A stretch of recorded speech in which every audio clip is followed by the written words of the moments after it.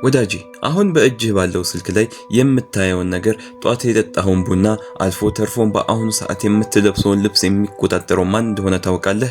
ኢሎን ማስክ፣ ማርክ ዙከርበርግ ወይስ የአሜሪካ ፕሬዝዳንት? አይደሉም፣ በፍጹም ተሳስተሃል። ምክንያቱም እነዚህ የምታውቋቸው ታዋቂ ቢሊዮነሮች በሙሉ እኛ በማናውቀው አንድ ምስጢራዊ ሰው ፊት ይንቀጠቀጣሉ። ይህ ሰው መቼም ቢሆን በዜና ላይ አይታይም፣ ስሙንም ሰምተኸው ላታውቅ ትችላለህ። ነገር ግን እሱ የዓለምን ጦርነቶች፣ የትልልቅ ሀገራትን ኢኮኖሚ እና የቢሊዮን ሰዎችን ህይወት እንደ ቁልፍ ብቻ የመቀየር አቅም አለው። በእጁ ላይ የሚንቀሳቀሰው የገንዘብ መጠን ስንት እንደሆነ ታውቃለህ? ሙሉ የአሜሪካን ግማሽ ኢኮኖሚ ያህላል። ትሪሊዮን ዶላር፣ 10 ትሪሊዮን ዶላር። በጣም የሚያስደነግጠው ግን ምን እንደሆነ ታውቃላችሁ? ይህ ሰው የዓለማችንን የሚመራው በራሱ አእምሮ አይደለም።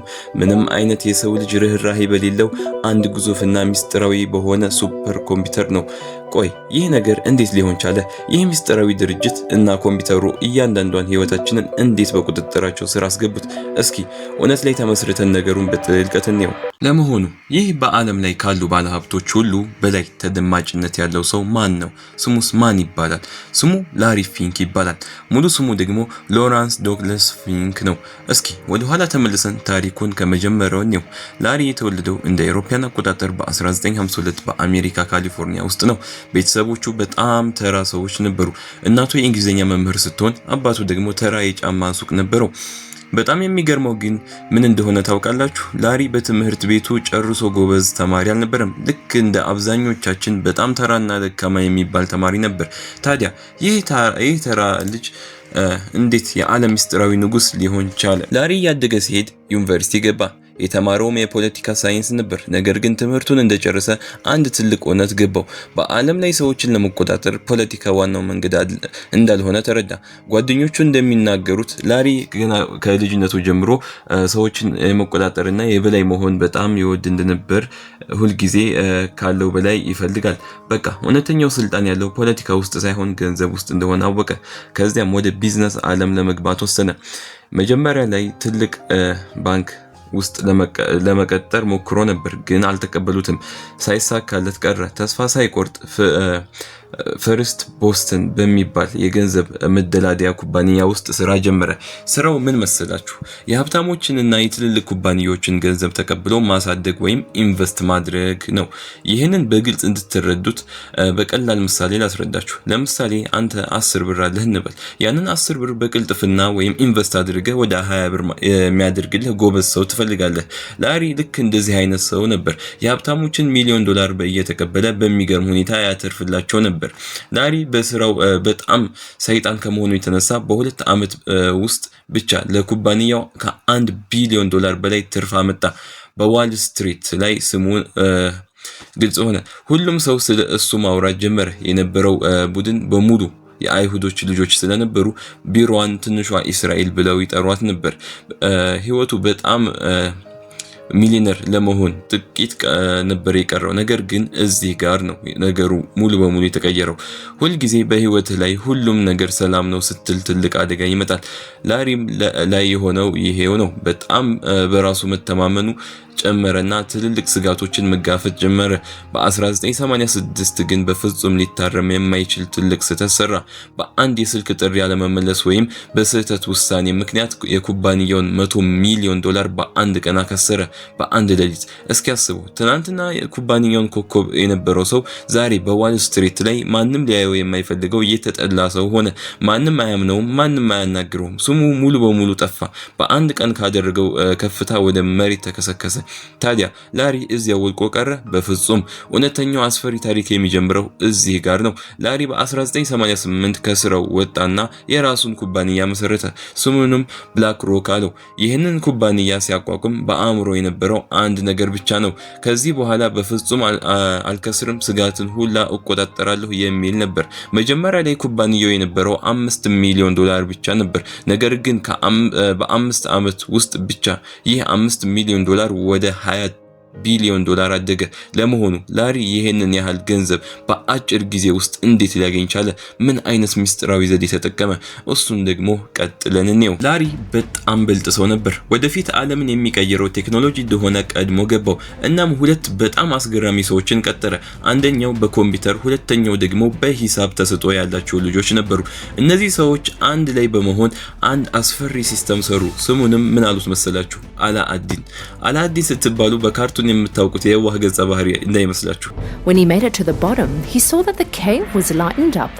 ይህ በአሁኑ ሰዓት ከ5000 በላይ እጅግ ግዙፍ ሱፐር ኮምፒውተሮችን ያቀፈ የሰው ሰራሽ አስተዋይነት AI ሲስተም ነው። ቆይ ይህ ኮምፒውተር በትክክል ምን ይሰራል? አንተ የምታስቀምጠውን እያንዳንዷን ሳንቲም የት ኢንቨስት ብታደርጋት እንደማትከስር በሰከንዶች ውስጥ ይተነብያል። በአንድ ቀን ውስጥ ብቻ ከ250,000 በላይ የንግድ ውሳኔዎችን ያስተላልፋል። የሚቆጣጠረው የገንዘብ መጠን ደግሞ ከ25 ትሪሊዮን ዶላር በላይ ነው። ይህ ማለት ከአጠቃላይ የአሜሪካ ኢኮኖሚ በላይ ነው ማለት ነው። አያችሁ አይደል ነገሩ ወዴት እየሄደ እንደሆነ? አንተ ብላክ ሮክ ጋር ገንዘብ ባታስቀምጥ እንኳን የምታስቀምጥበት ባንክ ውስጥ የምትገዛበት ድርጅት የአላዲን ሶፍትዌር ይጠቀማል። ስለዚህ ላሪ በዓለም ላይ ባለው እያንዳንዱ ሳንቲም ላይ ቀጥተኛ ቁጥጥር አለው ማለት ነው። ነገር ግን እውነተኛው ትልቅ እና አስፈሪ ፈተና የመጣው እንደ አውሮፓውያን አቆጣጠር በ2008 ነበር። The worst day on Wall Street since the crash of 1987. The Dow traders are standing there watching in amazement, and I don't blame them. We're now down 43%. Almost everything there completely wiped out. And the NASDAQ, everything and more has been completely wiped out. Let's talk about the speed with which we are watching this market deteriorate. በ2008 በዓለም ላይ ታይቶ የማይታወቅ ትልቅ የኢኮኖሚ ውድቀት ተከሰተ።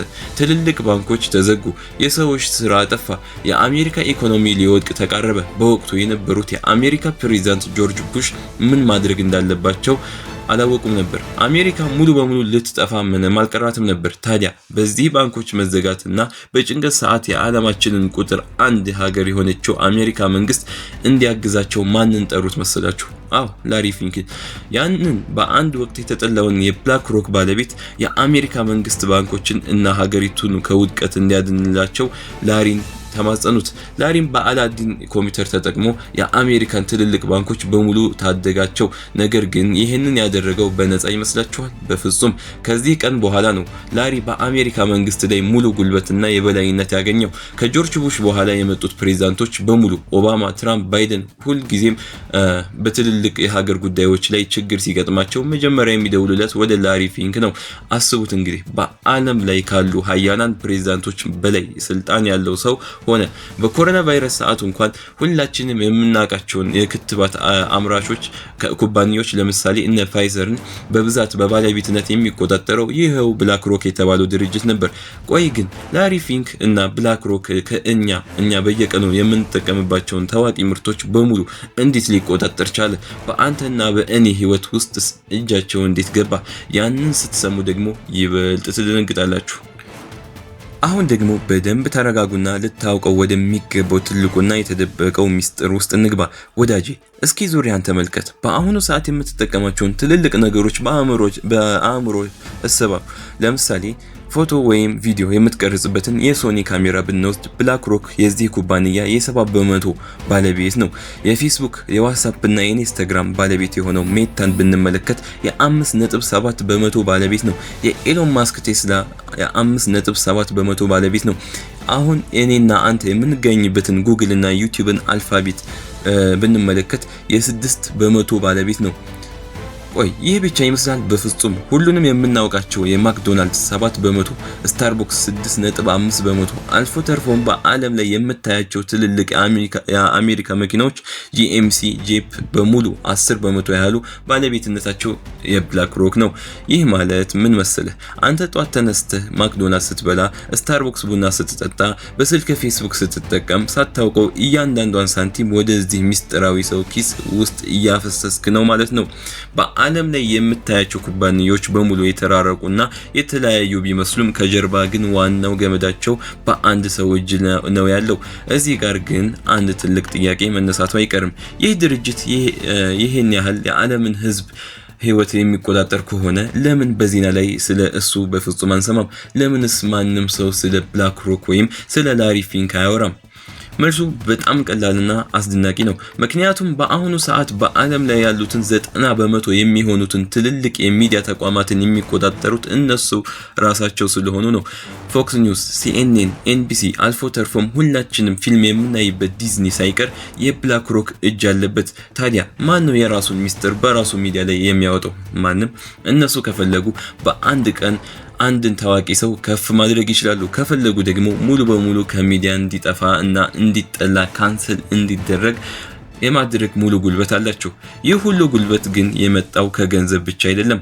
ከዚህ በስተጀርባ በጣም አስፈሪ የሆነ ሌላ ትልቅ እውነት አለ። ይህ ድርጅት ከቻይና መንግስት ጋር በመሆን የሰዎችን ፊት የሚለይ ካሜሮችን ላይ ኢንቨስት አድርገዋል። ይህ ማለት ስለ እያንዳንዳችን መረጃ አላቸው ማለት ነው። ነገር ግን ነገሩ እዚህ ላይ ብቻ አያበቃም። ከዚህ ሁሉ በስተጀርባ ያለው ትልቁና ዋናው ዓላማ ምንድነው? ዓለማችንን ወዴት እያመሯት ነው? ያንን ደግሞ ቀጥለን በደንብ እናየዋለን። አሁን ደግሞ በቅርብ ዓመታት በዓለማችን ላይ ወደ ተከሰተውና ሁላችንም እያሰመጠ ወደሚገኘው ትልቁ ሚስጥር እንግባ። ወዳጄ እስኪ በደንብ አስተውል። በቅርብ ጊዜ በዓለም ላይ የሚሰሩ ፊልሞች የምታያቸው ማስታወቂያዎች አልፎ ተርፎም ትልልቅ ኩባንያዎች የሚያሳዩት ባህሪ ድንገት ሲቀየር አልታዘብክም? ተፈጥሮን የሚቃረኑ ፍጹም ስህተት የሆኑና የማይገባ አስተሳሰቦችን በየቦታው በግድ ሲጫኑብን አልገረመህም? አብዛኛው ሰው ይሄ ነገር ዝም ብሎ በራሱ የመጣ ይመስለዋል። ነገር ግን በፍጹም አይደለም። ከጀርባው ትልቅ እጅ አለበት። ይህ ነገር እንዴትስ ሊሆን ቻለ መሰለ? በ2019 አካባቢ ሰዎች በብላክ ሮክ ላይ ተቃውሞ አነሱ። ኩባንያው አካባቢውን የሚበክሉ የነዳጅ ድርጅቶች ላይ ኢንቨስት ያደርጋል ብለው ከሰሱት። በዚህ ጊዜ ላሪ ፊንክ አንድ በጣም አስፈሪ ዘዴ ዘረጋ። ስሙንም ESG ኢንቫይሮንመንታል ሶሻል ኤንድ ጎቨርናንስ አለው። ይህ ማለት በአጭሩ ምን መሰለህ? ማንኛውም ኩባንያ እኛ የምንፈልገውን ማህበራዊ እና ፖለቲካዊ አስተሳሰብ ካላስተዋወቀ ከእኛ የሚሰጠውን የገንዘብ ድጋፍ ያጣል የሚል ህግ አወጣ። ላሪ ይህንን መልእክት በኒውዮርክ ታይምስ ጋዜጣ ላይ በግልጽ አስነብቧል። እኛ የምንልህን አድርግ፣ ካልሆነ ግን እንደመሰሳልን የሚል ማስፈራሪያ ነበር። እስኪ አስቡ፣ በዓለም ላይ ያሉ ኩባንያዎች በሙሉ ህይወታቸው ያለው በብላክ ሮክ እጅ ነው። ድጋፍ ከተቋረጠ ኩባንያው ወዲያው ይከስራል። ስለዚህ ትልልቅ ድርጅቶች ምን ማድረግ ጀመሩ ይመስላል? ለሰራተኞቻቸው ደሞዝ ከመጨመር ወይም አካባቢን በትክክል ከመንከባከብ ይልቅ ላሪ ፊንክን የሚፈልገውን ተገቢ ያልሆነ ማህበራዊ አጀንዳ ማስተዋወቅ በጣም ቀለላቸው። ምክንያቱም የሰዎችን አስተሳሰብ የሚበክሉ ማስታወቂያዎችን መስራት ለሰራተኛ ሳንቲም ከመጨመር በላይ በጣም ርካሽ ነው። የአሁኑ ዘመን የፊልምና የማስታወቂያ አለቃ በሙሉ የተበላሸው በዚህ ምክንያት ነው። እኛ ማህበረሰባችንን የሚጎዳ ነገሮችን አንቀበልም ብለው አቋም የያዙ ትልልቅ ሰዎችና ድርጅቶች በሙሉ በአንድ ቀን ከሚዲያ እንዲጠፉ ካንሰል እንዲደረጉ የተደረገው በዚህ አስፈሪ ህግ ምክንያት ነው። ነገር ግን ነገሩ በዚህ ብቻ አያበቃም። እኛ የምንገዛቸው ምርቶችና የምናወጣው ሳንቲም በሙሉ በመጨረሻ ዞሮ የሚሄደው ጦርነቶች ወደሚደግፉት ሰዎችን ወደሚያጠፉት እነዚህ ድርጅቶች ኪስ ውስጥ ነው። እስኪ አስበው፣ እኛን እንደ ሰው ሳይሆን እንደ ተራ ቁጥር የሚያዩን ምንም አይነት የሰው ልጅ ርህራሄ የሌለው አላዲን የተባለው ሱፐር ኮምፒውተር ነጋ የዓለምን ኢኮኖሚ ሙሉ በሙሉ ቢዘጋው ምን ሊሆን ይችላል? ዓለማችንስ ወዴት እየሄደች ነው? የመጨረሻው መቆሚያችንስ የት ነው? ወዳጄ እንግዲህ በአይናችን የምናያትና የምንኖርባት ዓለም እውነታዋ ይሄ ነው። እኛ ሁላችንም ሙሉ በሙሉ ነፃ ነን ብለን እናስባለን። የፈለግነውን የምንመርጥ የፈለግነውን የምንገዛ ይመስለናል። ነገር ግን እውነታው ሌላ ነው። ጧት ከምንጠጣው ቡና ጀምሮ ማታ ስልካችንን ከፍተን እስከምናየው ቪዲዮ ድረስ በሙሉ በአንድ ሚስጥራዊ ሰው እና አላዲን በተባለው ማሽን ቁጥጥር ስር የወደቀ ነው። ይህንን ሁሉ ስትሰማ ምናልባት ተራ የሴራ ቲዮሪ ወይም ተረት ሊመስልህ ይችላል። ነገር ግን አይደለም። እነዚህ ሁሉ አሃዞች፣ እነዚህ ሁሉ መረጃዎች ፊት ለፊት የሚታዩ እውነተኛ ሀቆች ናቸው። በጣም የሚያሳዝነውና ልብ የሚነካው ነገር ምን እንደሆነ ታውቃለህ? ለዚህ ማሽን ለአንተ ህይወት፣ ለአንተ ስሜት፣ ለቤተሰብ ደስታም ሆነ ለልጆች የወደፊት ተስፋ ምንም አይነት ግድ የለውም። ማሽኑ የሚረዳው አንድ ቋንቋ ብቻ ነው። እሱም ትርፍና ገንዘብ ነው። ገንዘብ ለማግኘት ሲባል ብቻ የቢሊዮን ህዝቦች አስተሳሰብ እንዲበላሽ ያደርጋል። ሀገራት በጦርነት ይታመሳሉ። የሰዎች ህይወት ይናጋል። ታዲያ እኛ ምን ማድረግ እንችላለን? መፍትሄው ምንድነው? መፍትሄው መጀመሪያ እውነትን ማወቅን ነው፣ መንቃት ነው። ምክንያቱም ነገሮችን በጭፍን መከተልን አቁመህ ከጀርባቸው ያለውን እውነት መረዳት ስትጀምር እነሱ በአንተ ላይ ያላቸውን ጉልበት እየቀነሰ ይሄዳል። እኛ ተራ የምንላቸውን ትናንሽ ውሳኔዎቻችን፣ የምንገዛቸውን ምርቶች፣ የምናያቸው ሚዲያዎች ሁሉንም በጥንቃቄ መምረጥ ስንጀምር እውነተኛውን ነጻነት ማግኘት እንችላለን። ይህ ቪዲዮ ለአንተ አዲስ እውቀት እንደሰጠህ ተስፋ አደርጋለሁኝ። ከተመቸ ላይክ ማድረግና ለወዳጆች ማጋራት እንዳትረሳ። ለዚህ ቻናል አዲስ ከሆንክ ደግሞ ሰብስክራይብ እያደረግ ቤተሰብ ሁን። አሁን ደግሞ የአንተን ውድ አስተያየት መስማት እፈልጋለሁ። እስኪ በኮሜንት ንገረኝ። ይህ ላሪ ፊንክ እና ብላክሮክ የተባለው ድርጅት በዓለማችን ላይ ያለው አስፈሪ ጉልበትና ቁጥጥር ያስፈራሃል ወይስ የዓለም ኢኮኖሚ ያለነሱ ሊቆም አይችልም ብለህ ታስባለህ? የምርቶቹስ ባለቤትነት አንድ መሆን አስደንግጦሃል? እያንዳንዱን ኮሜንት በጉጉት አነባዋለሁኝ። በሚቀጥለው ቪዲዮ እስክንገናኝ ሰላም ሁኑ።